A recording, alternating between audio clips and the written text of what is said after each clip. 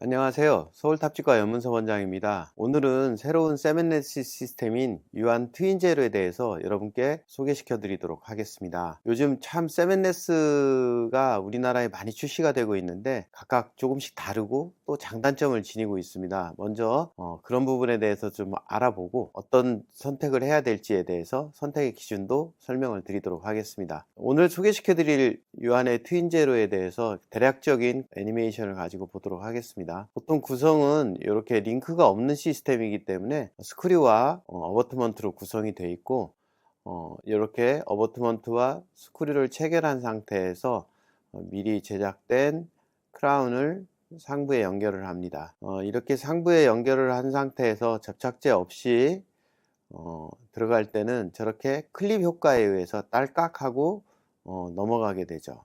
이때는 그렇게 강한 결합이 되어 있지 않은데 이 스크류가 들어가면서 클립이 안쪽으로 들어올 수 없도록 그 공간을 스크류가 차지하게 되면은 이 클립이 안쪽으로 들어올 수 없기 때문에 이 부철물을 잘 유지하게 되는 이러한 메커니즘입니다.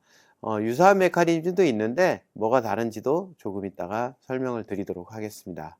먼저 항상 우리가 고민을 해왔던 세멘티드 타입과 스크류 타입에 대해서 우리가 한번 비교를 해 보도록 하겠습니다. 여기에는 장단점을 여러 가지 요소를 가지고 비교를 했는데요, 문헌을 따라가면서 한번 공부해 보도록 하겠습니다. 전통적인 세멘티드 크라운 방식은 이렇게 투피스로 구성이 됩니다. 그래서 어버트먼트와 크라운 이렇게가 구성이 되고, 이 크라운을 어버트먼트에다가 세멘트를 이용해서 접착을 하는 방식이죠. 반면에 원래의 어떤 스크류 리테인드 크라운이라고 하면 보통은 주조를 해서 만드는 UCLA 타입을 이야기하는 겁니다. 그래서 반드시 스크류 홀이 있고요, 그 스크류 홀을 통해서 나사를 이용해서 크라운을 임플란트에 고정을 하게 되는 원리죠. 그래서 이 두 가지의 또 중간점에 있는 SCRP도 있는데, 이런 것들은 이 두 가지 중에 장점과 이런 좋은 점들을 따서 만들었다고는 하나, 어찌됐건 세멘트를 이용하기 때문에 저는 세멘티드 타입으로 분류를 하고 있습니다. 스크류 리테인드 크라운은 반드시 여기 보시는 바와 같이 스크류 홀이 나오게 되어 있습니다. 이 스크류 홀이 있게 되고, 거기를 보통 통상적으로는 거기다가 레진을 메워 놓죠. 여러 가지 장단점이 있지만은 가장 큰 장점이라고 얘기를 한다면은 나중에 유지 보수가 굉장히 쉬워진다는 장점이 있는 반면에, 세멘테이션 타입에 비해서 떨어지는 부분 중에 하나가 심미적인 요소입니다. 그래서 스크류홀에 민감한 전치부나 그런 부분에서는 사용하게 되기가 굉장히 망설여지는 그런 방식이라고 하겠습니다. 반면에 세멘티드 크라운은 굉장히 심미적이고 한 덩어리로 스크류홀이 있지 않기 때문에 굉장히 좋아 보이긴 합니다만, 콘택을 에딩한다든지 문제가 생겼을 때 유지 보수를 하는 게 너무 어려워지는 부분이 있죠. 그래서 이러한 부분들의 선택에 있어서 우리가 어떻게 해야 될지를 기준을 한번 알아보도록 하겠습니다. 8가지 결정을 할 때 쓰는 요소가 있는데요, 첫 번째가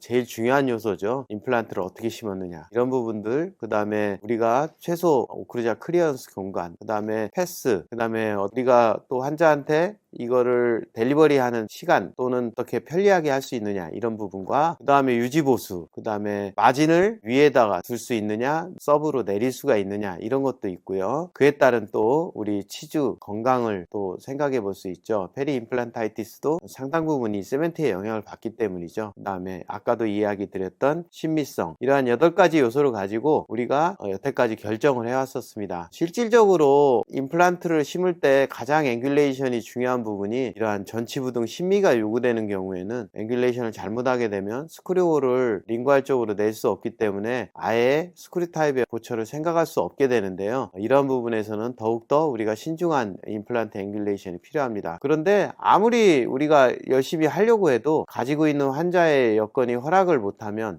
뼈가 너무 좁다든지 결과적으로 막 버칼로 식립이 될 수밖에 없다든지 하는 그러한 요소들이 있게 될 경우 굉장히 이런 부분에 선택의 폭이 좁아지게 되는 거죠.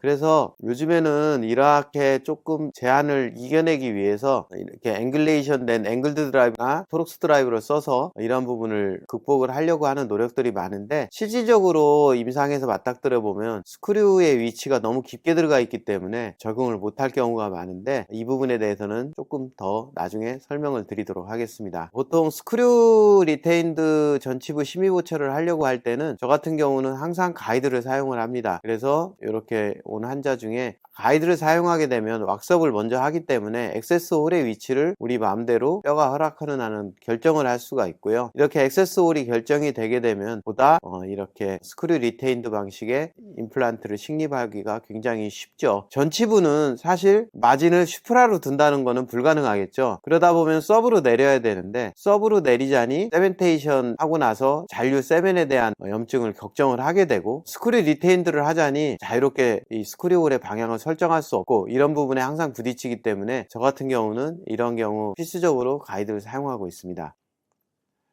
그래서 시작 때부터 임플란트 플래닝을 할 때부터 이건 스크류 타입으로 하겠다라고 생각을 하고 모든 걸 계획을 하고요. 스크류홀의 위치까지도 미리 결정한 상태에서 가이드를 이용해서 식립을 합니다. 그 다음에 저렇게 스캔 바디를 체결을 하고 당일날 이렇게 템포라리를 껴줍니다. 요즘에는 체어사이드로 쓸 수 있는 소프트웨어들이 많이 나와 있고, 그러한 소프트웨어들을 활용하면 당일날 저렇게 가이드와 템포라리 크라운을 스크류 타입으로 넣어줄 수가 있습니다. 이렇게 해서 환자가 간다면 비교적 좋은 결과가 쉽게 예상이 되는 상태라고 볼 수 있죠.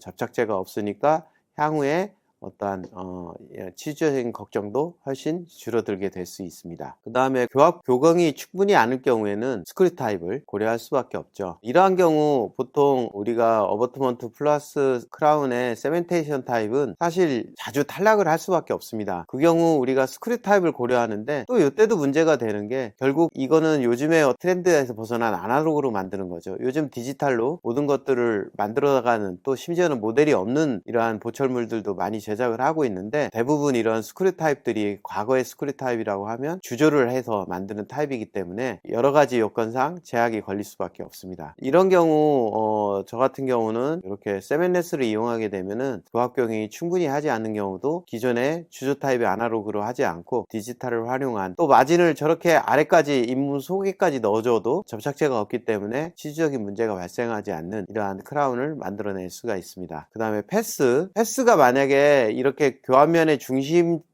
쪽으로 온다고 하면 어느 타입을 써도 크게 문제가 되지 않는데, 잘못 심겨져서 굉장히 버칼 쪽으로 간다거나 아니면 프록시말 쪽에 위치하게 되면 이러한 경우에는 스크류 홀이 정말로 중요한 어떤 마진 부분에 처하게 되기 때문에 스크류 타입을 만들어내기가 굉장히 어렵다고 볼 수가 있습니다. 그 다음에 이 되게 중요한 요소죠. 우리 특히 개업가에서는 시간이라는 게 굉장히 중요한데, 스크류 타입은 넣고 뺄 때마다 스크류를 조였다가 풀었다가 교합 조정 조금 하고 컨택 조정 조금 한 다음에 다시 스크류를 조였다가 한번 상태 보고 다시 풀었다가, 이게 너무 시간을 많이 잡아먹는 굉장히 소모적인 일이 될 수 있습니다. 그래서 사실 여태까지 이런 스크류 타입들이 많이 안 쓰여지는 원인이 되었는데요. 지금도 사실 대부분의 선생님들이 이 부분을 가지고 걱정을 많이 합니다. 반면에 세멘테이션 타입은 어버트먼트를 먼저 넣어놓고 그 위에 크라운을 그냥 꼈다 뺐다 하면서 조절을 하기 때문에 훨씬 교합 조정을 하는 시간들이 줄어드는데요. 이러한 부분들을 해결할 수 있다고 하면 스크류 타입이 좀 더 각광을 받는 시대가 열릴 거라고 생각합니다. 그 다음에 유지보수입니다. 유지보수는 요즘에 굉장히 중요한 요소인데,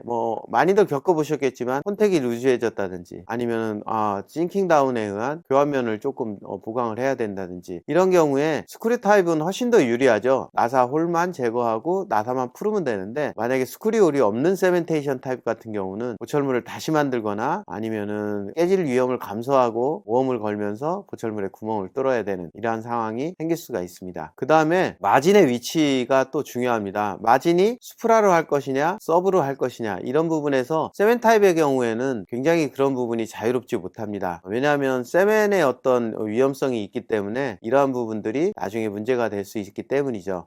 반면에 스크류 타입 중에 세멘레스들은 이러한 부분들을 굉장히 극복하고도 남는 여러 가지 장점들을 갖고 있습니다. 그 다음 말씀드렸듯이 페리 임플란트 헬스는 역시 스크류 타입이 더 유리하다고 볼 수 있고요. 심미적인 요소는 세멘테이션 타입이 유리한데, 만약에 심미적으로 중요하지 않은 부분, 링구알 쪽이나 교환면의 한가운데 구치부 같으면 그런 데 쪽으로 항상 스크류울이 올 수 있다라고 한다면은 이러한 스크류 타입도 굉장히 고려해 볼 만한 요소라고 생각이 됩니다. 이렇게 8가지 요소들을 보고 우리가 어떻게 이것을 선택해야 될지를 한번 생각해 볼 수 있는데, 중요한 거는 지금 말씀드린 8가지 요소는 과거에 이러한 디지털의 기술이 발전하지 못하고 또 주조를 하게 되면은 2개, 3개의 크라운을 연결했을 때 주조에 의한 수축과 팽창의 에러가 크기 때문에 그거를 어떠한 세벤이나 이런 걸로 수축을 하는 이러한 에러를 보상을 하는 이러한 액션으로 많이 요소들로 많이 이것을 활용을 했었습니다. 그러나 지금은 너무나 캐드캠이 발전을 해서 이러한 에러들이 많이 줄어들어서 굳이 세멘테이션 타입을 주장할 필요는 별로 없다라고 저는 생각을 합니다. 이러한 것 외에도 많이 문제점들이 발생을 하는데, 세멘트라는 것은 결과적으로 몇 년이 지나면 워시아웃이 되기 마련이고, 과거에는 PFM으로 어떠한 메탈 프레임을 제작을 할 경우에는 보철물이 어느 정도 워시아웃이 돼도 그 부분에서 콜드 웰딩이 일어나면서 접착제가 녹아가 나갔어도 쉽게 탈락하는 일들은 많이 막아주고 있었는데, 요즘에 이제 지르코니아 시대로 변하면서 지르코니아는 그런 콜드 웰딩이 전혀 되지 않죠. 그러면서 어버트먼트와 지르코니아가 자꾸 갭이 생기게 되고 순식간에 워시아웃이 증폭이 되면서 문제가 점점 더 커지게 되는 것이죠. 이러한 문제들은 비단 그냥 접착제가 떨어진 거에 지나지 않고 하나는 떨어지고 하나는 떨어지지 않은 이렇게 3번 브릿지를 만들었을 때 한쪽은 떨어지고 한쪽은 떨어지지 않은 상태로 유지가 되게 되면 스크류의 프랙처, 픽스처의 프랙처, 어버트먼트의 프랙처 여러 가지 요소들을 만들어내고 있습니다. 그래서 앞으로는 이러한 세멘 워시아웃이 우리 지르코니아가 2세대, 3세대로 갈수록 문제점으로 제시될 게 분명합니다.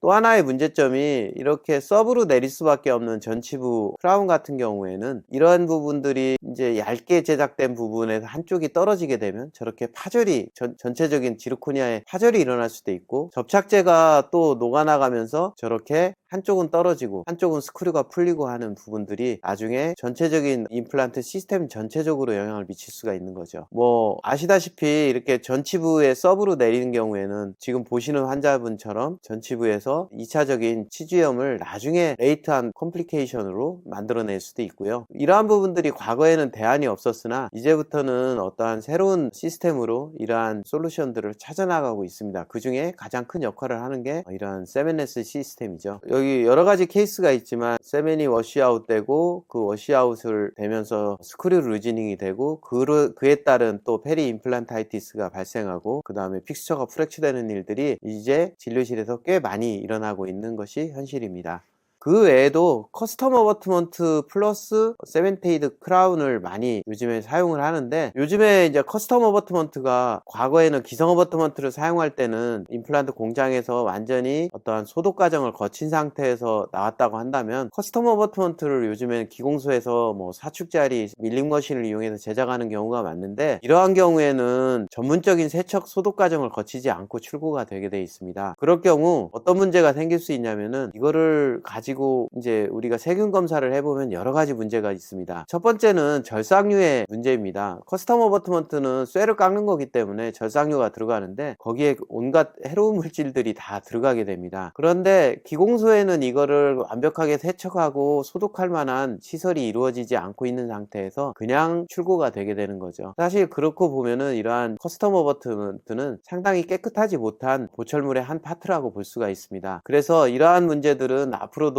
이게 제가 논문을 찾아본 건데요, 여러 가지 문제들을 일으킬 수 있는 요소가 될 거라고 논문에도 나와 있습니다. 이러한 절삭류로부터 자유롭게 가는 방법 중에 하나가 미리 만들어진 기성 어버트먼트를 사용하는 겁니다. 뭐 세멘티드 기성 어버트먼트도 방법이겠지만 세멘네스 기성 어버트먼트를 사용하는 것이 상당히 추천되는 부분 중에 하나입니다. 이러한 절삭류는 대부분 알카리성이고 그 알카리성은 박테리아의 먹이가 돼서 거기서 많은 박테리아가 증식이 되게 되고, 거기에 우리가 어떤 때는 보니 부착을 할 때도 있고 어떤 때는 우리 어태치드 징지바가 부착을 해야 되는데, 그러한 것들이 먼저 부착하기 전에 단백질이라는 형태로 부착이 되게 돼 있는데, 이러한 단백질의 부착을 방해함으로써 이러한 연조직이나 경조직의 완벽한 부착을 방해하는 요소가 되기도 합니다. 이러한 부분에 대한 연구는 앞으로도 있을 거고요, 점점 더 커스텀을 쓰지 않는 시절이 올 거라고 생각이 됩니다. 그래서 세멘네스 보철이 가능하려면 이제 대부분 스크류 타입이어야만 됩니다. 스크류 타입이 또 가지는 부분이 과거의 스크류 타입, 우리 주조 형태의 스크류 타입은 사실은 이제 어버트먼트의 핵사 부분과, 그러니까 UCLA 타입의 어버트먼트 부분과 우리가 주조를 해서 왁스업을 하는 부분을 캐스팅을 해서 하나의 어떤 파트로 만들었다면, 디지털에서는 통상적으로 어떤 부분이 메탈 부분과 지르코니아 크라운을 홀딩하는 파트가 있어야 되는데, 항상 그런 부분이 메카니컬하게는 찌그러짐이 있어야 됩니다. 우리 나사를 조이다 보면 와셔라고 하는 부분이 있는데, 그런 와셔가 찌그러지면서 어떤 부분을 잡아내게 되죠. 보통 메탈은 메탈과 메탈의 결합에서는 이런 부분이 필요가 없습니다. 메탈은 통상적으로 찌그러지는 소재이기 때문이죠. 반면에 지르코니아 크라운은 이러한 우리가 어떤 유연성이라고 해야죠. 유연성이 전혀 없기 때문에 아무리 메탈로 쪼여도, 스크류로 쪼여도 그걸 잡아주는 부분이 없어서 이거는 풀릴 수밖에 없죠. 그래서 과거에 같이 뭐 지르코니아를 통짜로 어버트먼트를 만들어서 크라운을 통짜로 만들어서 채워간 시도도 있었는데, 그건 무조건 풀린 데다가 픽스처가 다 달아 없어지는 원인이 되는 거죠. 그래서 그 중간에 연결하는 파트를 아주 잘 만들게 되면은 이러한 문제점들을 해결을 할 수가 있습니다. 그래서 우리는 이거를 명명하기를 GSRP, 지르코니아 스크류 리테인드 프로세시스라고 부르면 맞는 단어가 될 거라고 생각을 합니다. 그래서 GSRP의 통상적인 파트 중에 하나가 아까 그 찌그러짐을 갖는 요소를 파트를 구성하게 되는 거죠. 그래서 이러한 GSRP 세븐레스 임플란트 보초를 한번 분류를 해보도록 하겠습니다. 만드는 방식에 따라서 아날로그와 디지털로 나눌 수 있죠. 과거에 UCLA 아날로그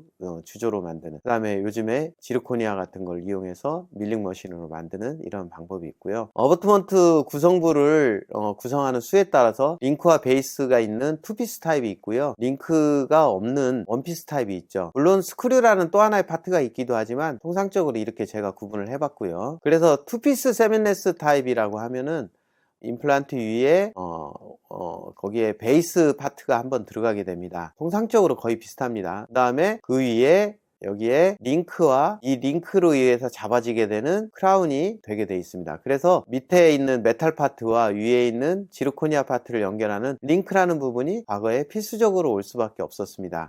그래서 이렇게 링크와 베이스가 있음으로 해서 풀림 방지가 이루어지고, 또 30도 이상의 패스까지도 보상이 되게 되는, 사실 베이스를 채우면 이 아랫부분에서의 어떤 역할은 하나의 원스테이지 타입의 임플란트처럼 잇몸 위로 올라가는 구조가 되고, 그 위에서 어떤 모든 액션이 만들어진다, 이렇게 보시면 되겠습니다. 그래서 보시면은 이렇게 링크와 베이스로 구성이 되어 있습니다. 반면에 또 요즘에 어떤 회사의 제품에는 상부에 실린더가 있고 크라운을 한번 접착을 한 상태에서 딸깍 방식으로 연결하는 방식도 있죠. 그래서 세멘이 없다라고 얘기를 할 수는 없고요, 넘치는 세멘의 문제를 어느 정도는 개선을 했다, 이렇게 생각을 하시면 됩니다. 그래서 이런 방식도 있는데, 요거는 스크류홀이 없기 때문에 나중에 제거를 할 때 제거를 하는 특수한 방법을 고안을 해서 만들어내고 있습니다. 이 방법도 좋긴 한데, 일단은 구성 요소가 꽤 많죠. 그래서 이제 이런 구성 요소가 꽤 많은 부분들을 에러 없이 잘 연결해서 만들어낼 수 있는 부분이 중요하고요. 그래서 반면에 오늘 소개시켜드릴 유안의 트윈제로 같은 경우는 원피스 세멘레스입니다. 그래서 아까 말씀드린 링크 부분이 없고 세멘이 없기 때문에 트윈제로가 되겠고, 22도 정도가 보상이 되게 돼 있습니다. 유사한 부분들이 있는데, 우리 C사의 이러한 원피스 타입은 스크류가 완전 쐐기형으로 이렇게 테이퍼 정도로 생기고, 이 부분 나중에 소개시켜 드리겠죠. 메카닉이 오늘 소개시킬 유안의 트윈제로와는 약간 좀 다릅니다. 반면에 또 이렇게 또 다른 회사의 제품인데, 원피스이긴 하나 접착을 한 상태로 들어가는 이런 구조도 있습니다. 이것도 미리 접착을 해가지고 하나의 파트로 만들어 와야 돼서 굉장히 패스가 중요합니다. 물론 두 개의 패스도 중요하지만은 인접치와 인접치의 패스, 그 패스가 잘 안 맞으면 세멘테이션 타입에서는 각도를 변화시켜서 넣을 수 있지만, 이 경우에는 약간의 제한이 걸릴 수가 있죠. 그래서 보통은 이렇게 제가 소개시킬 유안이나 이런 원피스의 대부분의 주된 아이템은 이렇게 4개의 날개가 있고요, 이 4개의 날개가 들어갈 때는 딸깍하고 들어가지만 스크류를 채운 뒤에는 안쪽으로 들어올 수 없기 때문에 풀림을 방지하는 그런 부분이고, 약 한 22도 정도 임플란트와 임플란트의 앵글이 서로 이렇게 좀 어긋나게 심겨져 있어도 어느 정도는 보상이 가능하다, 이게 현재는 나와 있습니다. 그래서 한번 장점을 살펴보면은, 첫 번째로 여러분이 이미 알고 계시는 접착제에 의한 치주적 문제가 적고요. 그 다음에 세팅 이후 세멘트가 워시아웃이 되는, 그래서 몇 년 후에 생길 수 있는 컴플리케이션에 대해서 굉장히 부작용이 적고, 마찬가지로 태생이 세멘네스 스크류 타입이기 때문에 보철물을 사용하다가 사후 유지 보수가 언제든 쉽죠. 그 다음에 발치 즉시 같은 경우에는 템포라리 크라운 하나 얹을 때도, 특히 고리식까지 하고 전치부에 발치 즉시를 하는 경우에는 참 이 세멘이라는 게 과연 이게 이식한 이식제나 어떠한 그런 발치 사이트에 들어갔을 때 어떤 해를 낼까 항상 걱정이 되는데, 그러한 발치 즉시 케이스에서도 쉽게 적용이 가능합니다. 반면에 단점이라고 보면은 스크류 타입은 세팅 시 어쨌든 스크류 타입으로 조이고 풀고 하면서 맞춰야 되기 때문에 시간이 너무 많이 걸린다가 제가 여태까지 가장 많이 망설였던 부분이었습니다. 그리고 세팅 이후에 콘택트 루즈닝 같은 문제가 생기면 수정하기도 조금 어렵고, 아직 이 날개 4개가 있다고 하는데 구조적 검증이 아직 안 된 상태에서 이게 이제 나온 지 오래되지 않아서 얼마나 썼다가 문제가 몇 년 후에 발생하지 않을까, 이런 불안감도 있고요. 레퍼런스가 많지 않기 때문이죠. 그 다음에 스크류 타입은 어쨌든 스크류 홀이 있어야 되는데, 심미적으로 예민한 전치부의 레비알 쪽 같은 경우에는 이런 부분들이 비심미적 요소로 작용할 수밖에 없고요. 세멘테이션 타입은 두 픽스처가 서로 좀 어긋나게 심겨져 있어도 각각의 어버터먼트를 따로 채우고 그 위에 세멘테이션을 하면 되지만, 스크류 타입은 그런 부분에서 두 개의 패스가 너무 안 맞게 되면은 델리버리도 어렵고, 만약에 이 보철물이 조금이라도 에러가 있다 만들어진 다음에, 그렇게 되면 스크류가 조일 때 사이드 포스가 상당하거든요. 이런 사이드 포스에 의해서 지속적인 치조골의 측방 압력을 받으면서 골이 흡수되게 되거나 픽스처가 장기적으로 파열되게 되는 원인이 되기 때문에, 과거에 UCLA 어버트먼트 주조 타입에서는 이러한 세멘이 없는, 쿠셔너에 해당하는 세멘이 없는 스크류 타입 두 개를 연결하는 거를 굉장히 쉽게 선택할 수 없는 아이템으로 갈 수밖에 없었죠. 근데 지금 이제 이러한 부분들이 지르코니아라고는 부분이 나오고 디지털로 만들어지면서 주조를 하지 않게 되면서 이러한 부분들에서 많은 장점을 가지게 되는 거죠. 그래서 과거의 스크류 타입하고 이 지르코니아 스크류 타입하고는 GSRP하고는 완전히 다르다, 이렇게 저는 생각을 합니다. 그래서 우리가 기존의 갭세멘이라고 하는 부분이 보철물이 완벽하지 않은 피팅이 자주 있었던 아날로그 시절에 주조를 했던 시절이 이제는 없어졌기 때문에 이러한 부분들이 점점 관용성을 가지게 되고요. 지금 보면은 여기 설명드렸을 때 요즘에는 세팅 스크류라고 하는 이러한 부분들이 옵션으로 나와 있는데, 이걸 이용하게 되면 교합 조절할 때 넣고 빼는 것들이 굉장히 쉽습니다. 그리고 숙련되지 않은, 우리 아날로그는 굉장히 숙련된 캡기사가 있어야 되는데 요즘은 디지털로 만들기 때문에 제작이 쉽고 여러 가지 많은 솔루션들이 또 나와 있습니다. 그래서 제가 생각하는 세멘네스의 차세대 시스템은, 첫 번째가 세팅할 때 시간과 노력이 많이 들지 않아야 됩니다. 그 다음에 합리적인 가격이에요. 저는 원피스를 더 선호하게 되는 게 개업이다 보니까 투피스는 또 하나의 가격 요소가 더 작용을 합니다. 그리고 또 하나의 스크류를 또 관리를 해야 돼요. 그 다음에 이제 세 번째가 가공이 쉬워야 됩니다. 요즘에 저희 병원도 밀링 장비가 치과 안에 있는데요, 이렇게 숙련되지 않은 전문 기공사가 아닌 일반적인 기공사들도 쉽게 만들 수 있거나, 아니면 우리 원장님도 만들 수 있는 시절이 와야 됩니다. 그러려면은 굉장히 쉬운 이런 제작 시스템이 있어야 되고요. 또 하나가 특수한 장비, 어떤 장비, 한정적인 장비에서만 된다, 이런 것도 좀 문제가 되고, 우리가 세팅할 때 세팅 시 간단하게 세팅을 할 수가 있어야 됩니다. 또 아까 말씀드렸듯이 7번 같이 교합 고경이 충분치 않은 데서도 얼마든지 세팅을 할 수 있어요. 그래서 사실은 투피스보다는 원피스가 구조물이 하나 더 적기 때문에 교합 고경에 영향을 덜 받게 되고요. 좀 식립을 잘못했어도 어느 정도 식립 각도에 영향을 덜 받을 수 있고, 전치부에도 적용할 수 있어야 됩니다. 이제 이러한 부분들을 우리가 고루 만족할 수 있는 것이 차세대 세멘네스 시스템이라고 저는 생각을 합니다. 오늘 여러 가지 요소들을 알아봤고, 오늘 이제 소개시켜드릴 유한의 트린제를 소개시켜드리고 강의를 마치도록 하겠습니다. 아까 보여드렸던 영상을 다시 보여드리면, 지금 보시면은 구성 요소는 굉장히 간단합니다. 이렇게 어버트먼트와, 이게 세팅 스크류고요. 가운데 있는 게 이제 파이널 스크류죠. 보통은 이렇게 다 채우지 않은 상태로 어느 정도만 연결한 상태로 그 위에 어버트먼트를 넣기 전에 크라운과 같이 넣어줍니다. 이때 딸깍하고 언더컷을 넘어가서 자동적으로 팽창을 하면서 고정이 나오게 되고요. 이 상태로 스크류를 조여주게 되면, 아까 4개의 날개가 안쪽으로 들어왔던 스페이스를 이 스크류가 위에 상부의 넓은 부분이 차지하게 되면서 저 안쪽에 4개의 날개가 안쪽으로 들어올 수 없게 됩니다. 그렇게 되면 이제 스크류가 탈락하지 않는 구조를 갖고 있습니다.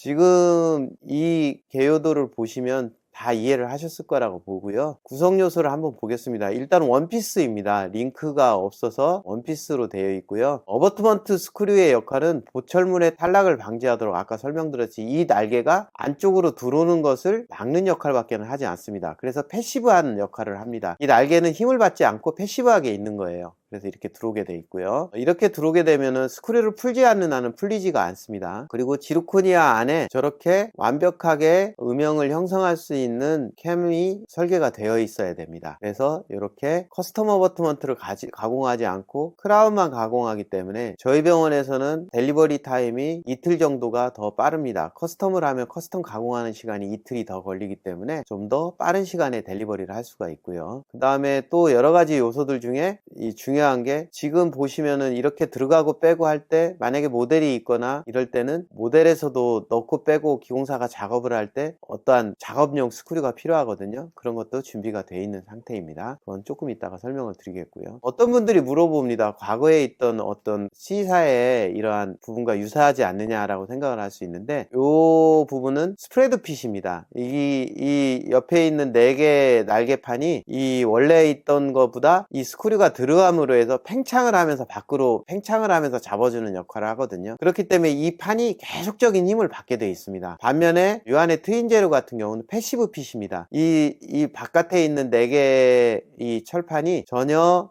액티브한 힘을 받고 있지 않고, 다만 스크라운이 나가려고 할 때 잡아주는 역할만 합니다. 그 힘을 받고 있는 건 스크류의 외경이 안으로 들어오지만 않게 하는 역할을 하기 때문에 이 철판이 지속적으로 받는 힘은 거의 없다라고 보시면 됩니다. 그래서 그 부분에서 분명한 차이가 있고요. 이거는 나중에 향후에 기간이 오래 지속되면은 어떤 차이가 더욱더 분명해지리라고 생각을 합니다. 그리고 또 하나가 개별 스크류를 사용하는 시스템입니다. 보통 우리가 어버트먼트를 쓰다 보면 이렇게 짧은 어버트먼트 긴 어버트먼트나 스크류를 똑같은 걸 쓰게 되거든요. 그런데 이 트윈제로는 각각의 미리수에 맞는 스크류가 따로 있습니다. 그래서 이 어버트먼트가 반드시 짝으로 나오게 되어 있습니다. 이걸 바꾸게 되면 문제가 좀 생깁니다. 그래서 개별 스크류를 이용하는 시스템이라 항상 스크류의 탑이 어버트먼트의 탑까지 올라옵니다. 이게 하나의 가장 큰 특징이라고 볼 수가 있고요. 그래서 어버트먼트 스크류마다 개별적으로 스크류를 사용하기 때문에 기공소에서나 우리 치과에서나 모두 이 스크류를 섞어버리시면은 나중에 문제가 되시니까 반드시 이 부분을 잘 숙지를 하셔야만 되는 겁니다. 그 다음에 이제 또 하나 말씀드리는 게 세팅 스크류인데, 지금 보시는 거가 이게 이제 일반적으로 쓰이는 파이널 스크류입니다. 이 윗부분이 넓고 이 윗부분이 체결이 되게 되면 이 날개가 안 들어오게 하는 역할인데, 이거를 넣고 구강내에서 넣었다 뺐다를 하려니까 이제 넣었다 뺐다가 안 되는 거죠. 스크류를 포이고 불고, 또 기공소에서도 어떤 어댑하면서 어떤 컨택을 맞추고 이럴 때도 넣고 빼고가 너무 힘들었었습니다. 이게 가장 큰 단점이었는데,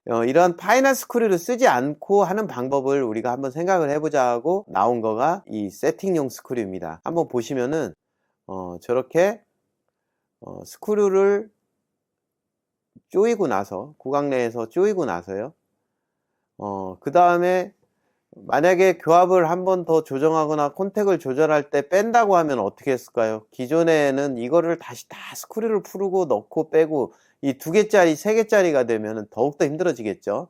근데 이렇게 됐는데, 이 세팅용 스크류는 이러한 부분에 대해서 이미 스크류를 다 이제 조이고 나니까 너무 이제 어려워지는 거죠. 근데 이러한 단점을 극복하려고 파이널 스크류와 달리 이 윗부분을 아예 살이 없는 부분으로 만들었어요. 여기를 그래서 민자다, 여러분들이 보셨을 때 여기에 턱이 있다 그러면은 이게 세팅이냐 파이널이냐 이 부분을 구분을 하실 수 있습니다. 이 세팅 스크류는 채우게 되면은 아까 그 4개의 윙을 안쪽에 들어오지 못하게 잡았던 파이널 스크류와는 달리 안쪽으로 들어올 수 있게 해주거든요. 그러면은 어떻게 되냐면, 이렇게 손으로 빼면은 딱 하고 빠집니다. 그리고 손으로 넣으면 딱 하고 들어갑니다. 그래서 세팅하고 또는 보철물을 기공물에서 조절하고 할 때는 사용하다가 다 교합 맞추고 컨택 맞춘 다음에 최종적으로 델리버리 할 때는 파이널 스크류를 채워주시면 됩니다. 그래서 한번 보도록 하겠습니다. 임상적으로 이렇게 체결을 한 상태에서 나 교합 조정을 해야 되겠어, 그러면 힘을 좀 주면은 빠집니다. 물론 조금 덜 빠지면 이젝터로 치셔도 빠지는데, 저렇게 하고 넣을 때도 저렇게 넣고 조절이 됩니다. 오히려 기존의 세멘테이션 타입을 세면 안 바르고 넣었다 뺐다 할 때는 빠질까봐 두려운데, 그게 아니라 여기서는 상당히 리텐션이 좋은 정도로 들어갔다 나왔다 하기 때문에 정확한 교합을 맞추는 게 상당히 쉬워집니다. 예, 이때까지 이제 말씀드린 내용을 중심으로 우리 이제 전치부에서의 어떤 문제점들을 보겠습니다. 여태까지 세멘트에 의한 어떤 페리 임플란타이티스로 인한 징지바의 퇴축, 그게 비신미성을 발휘한다면 이제는 조금 더 깊이 자신있게 크라운의 마진을 아래로 두고 세면 없이 장착을 해서 이러한 부분에 대한 문제점을 극복을 할 수가 있는 겁니다. 반면에 이제 또 우리가 글에 따라서 필수적인 요소들이 있습니다. 그래서 첫 번째는 거기에 따른 기구들을 준비해야 되는데, 이 전치부에서는 필수적으로 앵글드한 어떤 드라이브를 조일 수밖에 없습니다. 이제 그걸 일반적으로 여태까지 토록스를 많이 썼는데요. 이 토록스가 나온 지는 굉장히 오래됐지만 이 토록스의 한계가 항상 있었습니다. 왜냐하면 토록스가 있으나 조임을 하지 못했던 이유가, 이렇게 앵글들을 쓸 수밖에 없는 전치부의 홀을 링괄로 내는 케이스 같은 경우 토록스 드라이버를 쓰게 되면은 이렇게 상부에는 접착이 되는데 과거의 어버트먼트 스크류의 위치는 굉장히 이 안쪽으로 깊었습니다. 그러면 사실은 이 토록스 드라이버가 이 안쪽까지 들어갈 수가 없거든요. 그래서 토록스 드라이버는 있으나 드라이버를 이용해서 조이고 풀고 하는 것, 더군다나 30N 정도로 조이고 하는 정도가 불가능했습니다. 반면에 아까 말씀드렸듯이 유한의 트윈제로 같은 이러한 구성원을 갖게 되면 스크류가 항상 어버트먼트 상부에 오기 때문에 토록스 드라이버가 쉽게 접근할 수 있는 부분이 만들어지는 거죠. 그래서 이러한 부분이 과거의 토록스 드라이버와는 완전히 다른 양태가 되고 쉽게 이런 전치부의 심의보철을 만들어낼 수가 있습니다. 그래서 과거에 이렇게 깊이 위치하게 되면은 토록스 드라이버가 들어갈 수가 없기 때문에, 특히 이미 조여진 거를 풀어내는 부분에서는 굉장히 불가능하거나 아니면은 하다가 파절이 되거나 여러 가지 문제점들이 생기게 됐죠. 그래서 요즘에는 이러한 캐드캠을 통해서 이 토록스 드라이버나 이러한 것들이 만들어질 수 있는지를 먼저 시뮬레이션을 합니다. 그래서 이렇게 시뮬레이션이 되게 되면은 이 시뮬레이션 가지고 우리가 임상에 적용을 할 수가 있죠. 이제 이렇게 30도 정도의 앵글은 보상을 해서 넣을 수 있고요. 이런 경우는 넌엑스 타입을 씁니다. 브릿지 같은 경우는 넌엑스 타입을 쓰고요. 토록스 드라이버를 이용해서 안쪽에서 조여주는 그러한 부분입니다. 이렇게 상부에 나사가 위치하기 때문에 가능했던 결과물이죠. 이렇게 해서 한 번 더 타이트닝 해주고 한 번 더 타이트닝 해주고, 한꺼번에 다 조일 수는 없고요. 보철물이 들어가면 또 여유가 생기고 또 그러면 더 조여주고, 이렇게 해서 하나씩 조여주는 방법으로 사용을 하면 됩니다. 그리고 아까 말씀드렸듯이 개별 스크류를 사용하기 때문에 여기서 있을 수 있는 부분에 대한 문제점을 다 해결을 했고요. 반면에 헷갈리시면 안 된다고 여러 번 설명을 드렸습니다. 자, 아까 정리를 한 번 더 하면 4개의 윙이 안쪽으로 들어오는 걸 막기 때문에 또 이러한 부분들이 유지가 되는 거죠. 그래서 교합 고경이 굉장히 낮은, 보통 이제 뭐 쉽게 4mm다 5mm다 이렇게가 얘기를 해보면 잘 안 와닿으시는데, 보통 통상적으로 쓰는 힐링 어버트먼트가 들어간다 그러면 트윈제로는 들어간다고 보시면 됩니다. 저희 병원 같은 경우는 힐링을 꽂아보고 힐링이 미들 사이즈 힐링이 꽂힌다 하면은 그거는 트윈제로 가능하니까 대합치를 뭐 엔도를 하거나 삭제를 하지 않아도 이게 나오게 돼 있습니다. 그래서 향후에는 그런 게이지들을 넣어가지고 만들어내려고 하고 있고요. 혹시 이제 파절에 대한 우려를 하시는 분이 있어서 제가 회사 측에 의뢰를 해가지고 이 자료를 얻어봤는데, 아직은 통상적인 유한요소 분석 정도밖에는 나와 있지 않습니다. 근데 이제 이게 지금 뭐 처음 나오는 세븐네스 타입은 아니기 때문에 통상적으로 지르코니아가 잡아주고 그 지르코니아 위쪽에 있는 솔저 부분이 굉장히 두껍기 때문에 파절에 대해서 굉장히 저항력이 있다고 보시면 됩니다. 오히려 픽스처 쪽에 응력이 가해짐을 보여주는 그러한 유한요소의 결과였고요. 여러 가지 테스트를 해봤는데 아직은 이 유한요소의 다양한 결과를 받아보지는 못하고 있습니다. 임상적인 팁을 몇 개를 더 알려드리면, 저 같은 경우는 콘택박스를 씁니다. 보통 이제 콘택이 루즈에서 오는 게 여러 가지 원인이 있지만 이렇게 구치부에 임플란트가 들어가게 되면 전치부에 크라우딩이 생기면서 콘택이 루즈해지는 게 제일 많은 부분인데, 향후에 문제가 됐을 때 이 부분을 풀러서 레진으로 에딩을 할 수 있게, 굳이 퍼니스에 넣고 굽고 이런 부분이 없어도 되는, 그런 기공사 없이 수정이 가능한 가능한 요소들을 많이 작용을 하고 있고, 요즘에는 수작업이나 아니면 디지털로도 미리 형성을 할 수가 있고, 레진은 뭐 여러 가지 레진을 쓰기도 하는데 전용 레진이 심지어는 요즘 나와 있습니다. 그래서 이런 식으로 일부러 조금 몇 년 지난 걸 빼봤는데 저렇게 콘택박스를 항상 넣어줍니다. 저희 같은 경우는. 그래서 이러한 부분들이 문제점이 없게 만들고 있고요. 일단은 저 같은 경우는 거의 대부분의 환자에다가 가이드를 쓰고 있는데, 가이드를 쓸 때 픽스처의 위치를 할 때 이 위에 고경을 먼저 같이 시뮬레이션을 합니다. 그래서 현재 바이트 상태에서 임플란트 픽스처가 이 정도까지만 들어가면은 그 위에 트윈제로가 올라가고 세븐네스 보철이 가능한지를 먼저 살펴봐서 진행을 하고 있습니다. 지금 이제 임상 케이스들을 몇 개 보실 텐데요. 이제 과거에 이 환자는 지속적으로 저희 병원에 오셨던 분인데, 과거에 통상적으로 커스텀에다 풀지르코니아 보철물을 했었는데, 이 마지막 두 개는 이제 새롭게, 이게 한 1년 정도 전 케이스인데요. 이렇게 디자인을 해서 만들었습니다. 그래서 이제 이때 세팅 스크류가 처음 나와가지고 세팅 스크류를 가지고 델리버리를 했던 케이스입니다. 두 개짜리라 좀 시간이 많이 걸릴까 하고 고민을 했었는데, 세팅 스크류가 있어서 넣었다 뺐다 하는데 시간이 많이 안 걸려서 오래 안 걸렸고, 요즘에는 보시다시피 저렇게 잇몸 안쪽으로 자신있게 내립니다. 서브로 많이 내려도 어떤 컴플리케이션이 많지 않은 게 세븐네스인데, 참 이런 생각을 바꾼다는 게, 여태까지 거의 평생 30년간 임플란트를 하면서 거의 항상 접착제를 쓰던 사람이라 아직은 익숙치 않은 게 사실입니다. 점점 익숙해져 가고 있는데 아직도 조금은 낯설어요. 지금 보시다시피 이렇게 서브로 많이 내려서 마진이 크게 문제가 되지 않습니다. 실질적으로 사실 이렇게 되면 어버트먼트가 그렇게 다양하게 나올 필요도 별로 없는데, 어쨌든 아직은 저렇게 약간 한번 강의의 목적도 있지만 의미를 두려고 내려 이렇게 제작을 하고 있습니다. 어버트먼트는 이게 일반적인 어버트먼트고요. 이 가운데 있는 게 세팅 스크류, 왼쪽에 있는 게 이제 파이널 스크류라서 이렇게 스크류 두 개를 가지고 하고 있고, 교합 조정하고 세팅할 때는 세팅 스크류를 넣고 파이널 할 때는 파이널 스크류로 조여주고 있습니다. 당연히 너네 헥스를 써서 두 개를 연결했고요. 보시면은 넣었다가 뺐다가 저렇게 탈착이 세팅 스크류를 쓰면은 저렇게 스크류를 풀지 않아도 가능합니다. 그냥 구강 내에서도 마찬가지고요. 아까 보여드렸다시피 이렇게 물리고 교합 조정을 해야 되겠다 하면 힘만 주면 가볍게 빠집니다. 잘 안 빠지는 경우도 있는데 이젝터로 쳐야 나올 때도 있습니다. 근데 대부분은 손으로 빠집니다.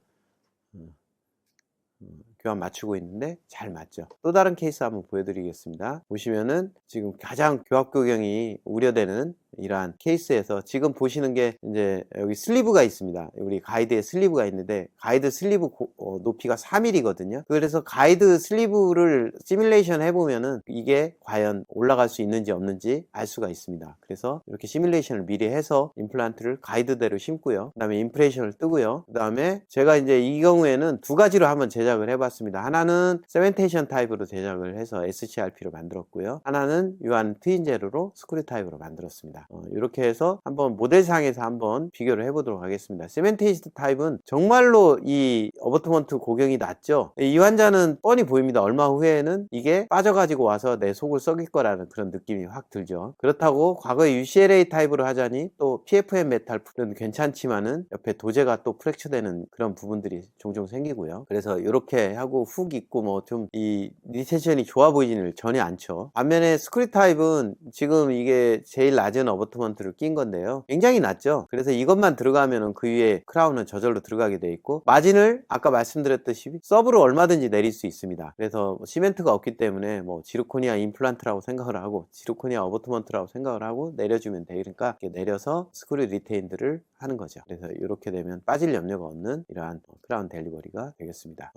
그래서 앞으로 이런 두 가지의 대결에서 최후방 싱글 보철물일 경우에는 저는 첫 번째 초이스가 당연히 트윈제로가 될 수밖에 없다라고 생각을 합니다. 조금 큰 케이스에서도 많이 사용을 하는데요. 이 상악 전치부는 너무나 뼈가 없어가지고 이제 가이드를 썼음에도 불구하고 굉장히 좀 안 좋게 들어가서 별 수 없이 아까 설명드렸다시피 세멘테이션 타입을 쓸 수밖에 없었는데, 나중에 멀티 타입의 이 세멘레스가 나오게 되면 충분히 이것도 세멘레스로 가능할 텐데, 어쩔 수 없고요. 이거는 이제 초창기 때 했던 케이스입니다. 나머지 하악 구치부, 전치부, 상악 구치부에는 전부 트윈 제로로 디자인을 했습니다.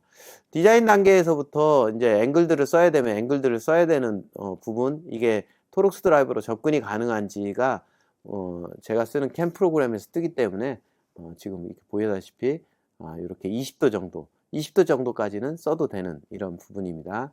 그래서 여러 가지 각도 측정들을 해보고, 요즘에는 이러한 장축을 가지고 각도 측정이 쉬우니까 보철물의 결정이 정말로 쉬운 것 같아요. 이걸 보고 앞으로 세멘테이션을 해야 되겠구나, 아니 이거는 어쩔 수 없이 세멘테이션이고, 이거는 트윈 제로가 가능하겠구나 미리 알고 그에 따른 보철물을 만든 케이스가 되겠습니다. 이렇게 디자인을 해서 만들어 왔고, 하악 전치부는 토록스 드라이버를 써서 넣기로 됐습니다. 그래서 이렇게 만들어 온 케이스입니다. 상악에는 그래서 스크류 홀이 없죠. 나중에 상악 전치부는 보철물에 문제가 생기게 되면 좀 복잡해지는 수밖에 없겠죠. 하악은 이렇게 전부 트윈 제로로 마무리를 했습니다. 그래서 이렇게 델리버리 한 거고요. 델리버리 시간은 얼마 걸리지 않았고, 벌써 이때도 템 세팅을 한 상태인데 벌써 이미 세멘트에 의한 어떤 부분에 깔끔하지 못한 부분이 보이고 있습니다. 그래서 이렇게 델리버리 해줬고요. 그래서 사실은 저는 개인적으로 이런 세멘네스를 많이 쓰려고 한다면은 미리 이런 부분을 전부 시뮬레이션을 해보는 이런 부분들이 필요하고, 이러한 부분들이 어느 한 소프트웨어에서 같이 다 돌아가는 시절이 와야 된다고 생각을 합니다. 그래서 그에 따른 임플란트 식립, 우리가 1세대 가이드가, 서지컬 가이드가 어떤 뼈 안에다 안전하게 넣는 그런 가이드였다고 한다면, 이제는 이런 부분들이 미리 보철을 다 염두에 둔 보철까지 시뮬레이션을 하는 그러한 소프트웨어가 앞으로 여러분들 앞에 나올 거라고 저는 생각을 합니다. 이제 마지막 케이스가 되겠는데요. 보통 상악도 조금만 부주의하면은 이렇게 버칼 쪽으로, 우리 버칼 커스프 있는 쪽으로 홀이 나올 때가 소구치부가 많은데, 그런 부분을 예방하기 위해서 가이드를 써서 수술을 했고요. 심을 때부터 생각을 하는 거죠. 이제 이거는 식립을 해서 세멘네스를 해야 되겠다. 그렇게 된다면 이렇게 해서 스캔하고 나오면은 어댑하고 쉽게 아까 말씀드린 이러한 방법으로 보철을 마무리해서 나중에 유지보수가 너무나 쉽겠죠. 세멘트에 의한 문제도 없을 거고요. 이런 부분으로 쉽게 결과물들을 만들어낼 수 있을 거라고 생각을 합니다. 뭐 과거에 왔던 환자들이 이제 저희 병원에서 한 환자는 아닌데, 이렇게 PFM 메탈 부분이 잘 파절이 되지 않지만, PFM은 언젠가는 깨질 수밖에 없는, 치핑과 프랙처가 일어날 수밖에 없는 재료인데요. 이런 환자들 오면은 이제는 전부 트윈 제로로 바꿔주고 있습니다. 그래서 임프레션 뜨고, 이것도 이제 CAD 소프트웨어에서 이걸 가지고 디자인 한번 해보고, 디자인을 해서 어디까지 마진을 둘 것인가를 어느 정도 결정을 하고, 패스가 좋죠. 패스가 좋으면 더욱더 스크류 타입이 좋은 결과를 만들 겁니다. 그래서 이렇게 만들어서 트윈 제로로, 저런 때는 7번에 징지바 밑으로 좀 내리는 게 좋겠다, 크라운이 훨씬 더 튼튼하겠죠. 그래서 저렇게 마무리를 해서 환자한테 델리버리를 한 케이스입니다. 저는 이 트윈 제로의 미래는 앞으로 여러 미래가 있을 거지만, 저는 이제 첫 번째로 생각하는 미래는, 저는 말하자면은 멀티 앵글을 지원하는 투피스 타입의 트윈 제로입니다. 그래서 이렇게 다양한 앵글드 된 어버트먼트를 먼저 끼우고 그 위에 트윈 제로가 올라가는 그러한 멀티 앵글을 앞으로 기대를 하고 있습니다. 우리 유한 트윈 제로를 한번 정리를 해서 결과를 내려보면은, 저는 제일 마음에 들었던 게, 기존의 다른 회사의 제품과는 달리 세팅 스크류가 있어서 델리버리 할 때 보철물 탈착을 넣고 빼고 하는데 불편함이 최소화되어 있고요. 그 다음에 넌 헥스 어버트먼트도 아주 잘 만들어져 있고, 저는 제일 중요한 게, 식립 때부터 나는 스크류 타입을 써야 된다, 나는 트윈 제로를 써야 되겠다라는 생각을 갖고 적응이 될 수 있도록 임플란트를 심는 게 가장 중요하다고 생각을 합니다. 우리가 여태까지 계속 세멘테이션이라는 굉장히 큰 관용성을 가진, 우선 당장 큰 관용성을 가진 보철물이 있다 보니 대충 심고 세멘테이션 했던 결과물이, 이제는 오래된 임플란트부터 문제가 생기기 시작하는 시절이 되었으니, 앞으로는 조금 더 유의를 해서 우리 세멘테이션을 하지 않는 우리 세멘리스 보철물들이 모두 이루어져서 앞으로 이 세멘으로 인한 문제들이 거의 일어나지 않는 이러한 앞으로 치과계의 미래를 기대를 합니다. 이러려면 우리가, 저는 서지컬 가이드를 꼭 사용해야 된다고 이렇게 생각을 합니다. 제가 좀 길게 강의를 했는데요, 할 말이 좀 많다 보니 좀 그랬으나, 이제 앞으로 조금 더 이러한 것들이 발전하면 더 좋은 임상 결과물을 가지고 여러분 앞에 소개시켜 드리도록 하겠습니다. 감사합니다.